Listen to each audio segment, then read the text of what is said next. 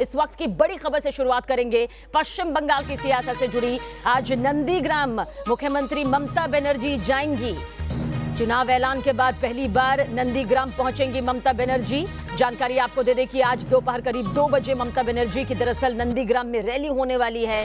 कल नंदीग्राम से नामांकन भी दाखिल करते हुए ममता बनर्जी नजर आएंगी।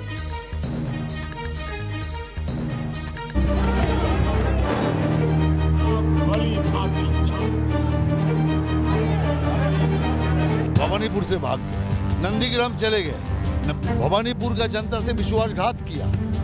इसके पहले नंदीग्राम से तृणमूल का ममता बनर्जी के उत्थान हुए थे, लेकिन उस नंदीग्राम को कुछ नहीं किया, नंदीग्राम का और देखा तक नहीं। तब आप गिरी नहीं जब आपकी स्कूटी भवानीपुर जाने के बाद बदल नंदीग्राम की तरफ मुड़ गई। वैसे तो बंगाल के सियासी समर में मुख्यमंत्री ममता बनर्जी की स्कूटी डगमगाई तो थी हावड़ा में, लेकिन 7 मार्च को कोलकाता के ब्रिगेड परेड ग्राउंड के मंच से पीएम मोदी ने दीदी की स्कूटी नंदीग्राम में गिरने का ऐलान कर दिया। तब आप गिरी नहीं जब आपकी स्कूटी भवानीपुर जाने के बाद बदल नंदीग्राम की तरफ मुड़ गई।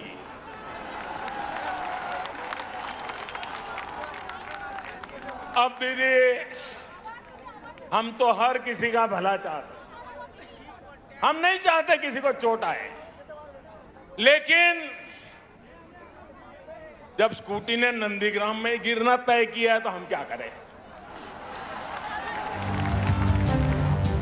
हालांकि पीएम मोदी के ऐलान के पीछे का सियासी संकेत साफ, नंदीग्राम का सियासी संग्राम ममता बनर्जी के लिए इस बार आसान नहीं रहने वाला है, क्योंकि जो नंदीग्राम में ममता बनर्जी के कभी सेनापति हुआ करते थे, आज दीदी की सियासी जंग उन्हीं से। लेकिन दीदी भी नंदीग्राम के संग्राम का मतलब समझती है। यही वजह है कि जिस नंदीग्राम से दीदी ने 10 साल पहले बंगाल में लेफ्ट का किला ध्वस्त किया था, वहां आज ममता बनर्जी रैली करने जा रही हैं। इस सीट से चुनाव लड़ने की घोषणा के बाद ममता बनर्जी पहली बार नंदीग्राम पहुंचेंगी। ममता बनर्जी यहां पर तृणमूल कांग्रेस कार्यकर्ताओं के साथ बैठक करेंगी और फिर चुनाव प्रचार की शुरुआत करेंगी। 10 मार्च को ममता बनर्जी यहां से नामांकन पत्र दाखिल करेंगी, जबकि बीजेपी प्रत्याशी शुभेंदु अधिकारी 12 मार्च को अपना नामांकन पत्र दाखिल करेंगे। इसमें दो राय नहीं कि बंगाल में परिवर्तन के लिए बीजेपी ने पूरी ताकत झोंक दी।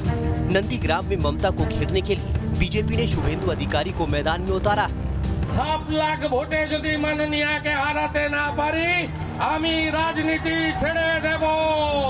और यही वजह है कि नंदीग्राम की सियासत की रफ्तीली राह पर दीदी के लिए अपनी स्कूटी का संतुलन बैठा पाना आसान नहीं दिख रहा है। भवानीपुर से वो हारने वाली थी, उस डर से वो वहाँ गई है और वहाँ पर भी हारेगी, और वहाँ से जो भी भारतीय जनता पार्टी का उम्मीदवार लड़ेगा वो हराएगा। बंगाल में उनका लिस्ट में सबसे बड़ा नया चेहरा है ममता बनर्जी खुद। भवानीपुर से भाग गया, नंदीग्राम चले गए, भवानीपुर का जनता से विश्वासघात किया। इसके पहले नंदीग्राम से तृणमूल का ममता बनर्जी के उत्थान हुए थे, लेकिन उस नंदीग्राम को कुछ नहीं किया, नंदीग्राम का और देखा तक नहीं। आज जब उनका विनाश का समय आया तो फिर नंदीग्राम में जा रहा है। नंदीग्राम से उसका उत्पत्ति हुआ, नंदीग्राम में ही समाप्त होगा और उसी ओर वो जा रहा है। नंदीग्राम में शुभेंदु अधिकारी का वर्चस्व माना जाता है। बीजेपी के टिकट पर नंदीग्राम से ताल ठोकने वाले शुभेंदु अधिकारी को यहां से 2016 में जीत हासिल हुई थी।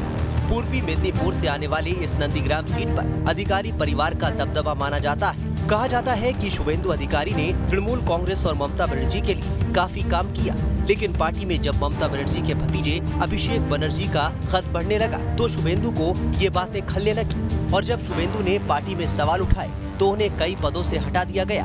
इसी के बाद शुभेंदु अधिकारी ने टीएमसी छोड़ने का फैसला कर लिया। बुआ भतीजे के इसी तार को पीएम मोदी ने ब्रिगेड परेड ग्राउंड पर छेड़ दिया, जिससे दीदी तिलमिला गए।